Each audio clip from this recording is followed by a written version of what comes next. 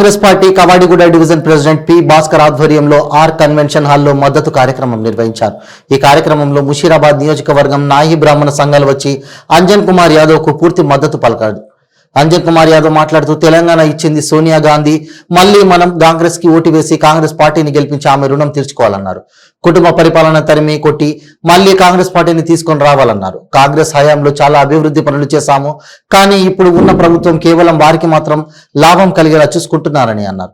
ఇక్కడకు వచ్చి మా పార్టీకి మాకు మద్దతు పలికిన ప్రతి ఒక్క నాయి బ్రాహ్మణ సోదరికి ధన్యవాదాలు తెలియజేశారు.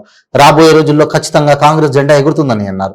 ఈ కార్యక్రమంలో కాంగ్రెస్ నాయకులు పి భాస్కర్, లక్ష్మణ్, ప్రభాకర్, రాజు మరియు నాయి బ్రాహ్మణ సంఘాల నాయకులు రాములు, శ్రీనివాస్, సత్యనారాయణ, సత్యం, సంపత్, కిషన్, వెంకటేష్, సతీష్, దశరథ్ తదితరులు పాల్గొన్నారు.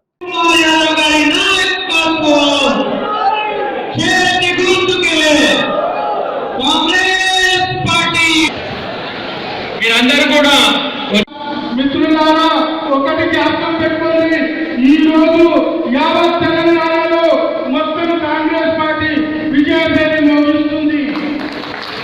అందులో మన అన్నకు మినిస్టర్ పదవి కంపల్సరీ వస్తుంది.